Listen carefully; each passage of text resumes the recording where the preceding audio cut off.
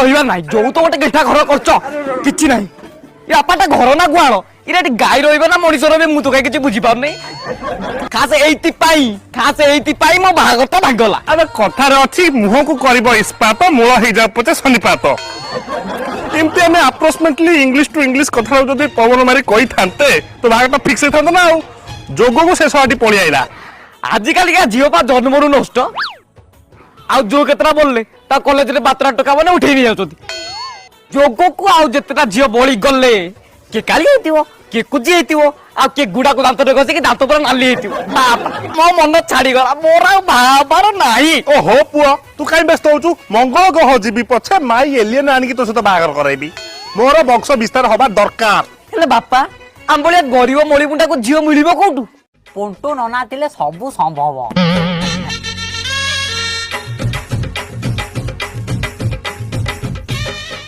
ଦେଖନ୍ତୁ ଆଜ୍ଞା ଇଏ ହଉଛି ଜୁଲି ସମସ୍ତେ ୟା ପାଇଁ ଖାଲି କିଲି ବିଲି ଏଇ ଝିଅଟିକୁ ଦେଖ ୟା ନାଁ ହଉଛି ଚୁମା 1999 ମସିହାରୁ 2000 ପର୍ଯ୍ୟନ୍ତ ସାହୁ ବାବୁ ଘରେ 2000ରୁ 2005 ମସିହା ରାଉତ ବାବୁଙ୍କ ଘରେ 2005ରୁ 2010 ମସିହା ପ୍ରଧାନ ବାବୁ ଘରେ 2010ରୁ 2022 ପର୍ଯ୍ୟନ୍ତ ଆମରି ଘରେ 2022ରୁ 2030 ପର୍ଯ୍ୟନ୍ତ ଗୋଟେ କୁକୁର ଘରେ ରଖୁନା ଠିଆ କେମିତି ମୂତ୍ର ଦାନ କରିବା ଆଉ ଗୋଟେ ଦେଖାଅ ତମ ରେଞ୍ଜରେ ଝିଅ ଦେଖିବାକୁ ଗଲେ ଏଇ ଝିଅଟିକି ଦେଖ କୋଟିଏରେ ଗୋଟିଏ ଝିଅ ଇଏ ତମ ରେଞ୍ଜରେ ଅଛି 2 ବର୍ଷକୁ ମାତ୍ର 2.5 ଲକ୍ଷ ଖଣ୍ଡେ ନବ 2.5 ଲକ୍ଷ ଏଠି ଆଇପିଏଲ ଟିମ୍ କିଣୁଛି ତ 2.5 ଲକ୍ଷ ଦରକାର ମତେ ଗୋଟେ ଶସ୍ତା ସୁନ୍ଦର ମଜବୁତିଆ ଝିଅଟେ ଦିଅ ଯେମିତି ବାଡି ଭାଙ୍ଗିବନି ସାପ ଭିତରେ ଗଳିଯିବ ବାପା ଚାଲ 5 ବର୍ଷ ପାଇଁ ଭଡା ନେଇଯିବା ହଁ ହଁ ୟା ପରେ ତ ମାଇପ ନାଁ ଦିଆହବ ଗାଙ୍ଗୁବାଇ କାଠିଆ ବାଡି ପଟୁର ନା ଟିକେ କମ ବଜେଟରେ ଦେଖୁନା ଦେଖଉଛି ଏଇ ଝିଅଟାକୁ ଦେଖିଲେ ୟା ନାଁ ହଉଛି ନେନା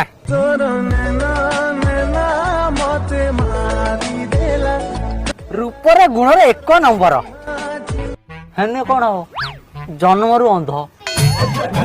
ତମେ କଣ ଭାବିଛ ଝିଅରେ ମୁଁ ମତିଆ ବିନ୍ଦୁ ଅପରେସନ କରିକି ତାର ଚଉଠି କରାଇବି ଅଲଗା ଝିଅ ଦେଖାଉନ ମୁଁ ପଳେଇବି କହିଦଉଛି ଏଇ ଝିଅଟିକି ଦେଖ ମୁଁ ଜାଣିଛି ୟାର ବି କିଛି ଡିଫେକ୍ଟ ଥିବ କି କଥା ଏ ଝିଅର ଗୋଟିଏ ହେଲେ ଡିଫେକ୍ଟ ନାହିଁ କିନ୍ତୁ ଗୋଟେ ଗୁଣ ହେଲା 16 ଜଣଙ୍କୁ ବାହା ହେଇକି 17ଟି ଛୁଆର ମା ଏ ନା କଣ କହିଲ ରୂପାବତୀ ଏ ନା ବୁଢୀ ଛେଳି ହବା କଥା ଅନ୍ଧା ଚଲେଇଛ 1.5 ଘଣ୍ଟା ହେଲାଣି ଆମେ ଏଇଠି ବସୁଛୁ ଗୋଟେ ଭଲ ଝିଅ ଦେଖେଇବା ନା ଦେଖାଉନ ନା ଆମେ ପଳେଇବା ରାଗନ୍ତୁନି ଆଜ୍ଞା ରାଗନ୍ତୁନି ଏଇ ଝିଅଟିକି ଦେଖିଲେ ହଁ ହଁ ହଁ ଏଇଟା ଫାଇନାଲ ସୁନ୍ଦରୀ ତରିଣୀ ଏଇଟା ଫାଇନାଲ କେତେ କଣ ନବା କହିଲ ଟିକେ ଆଗରୁ ଝିଅର ବାଲା ଯୌତୁକ ଦଉଥିଲେ ଏବେ ଯୁଗ ନଉଟି ଗଲେ ଏବେ ତମେ ଦିଅ ମୁଁ କହୁଥିଲି କି ଆମେ ରାଜି କଣ କଣ ଦବାକୁ ପଡିବ କୁହ 50,000 ଟଙ୍କାଟା ମୋ ପାଖରେ ଆଣି ଡିପୋଜିଟ୍ କରିଦିଅ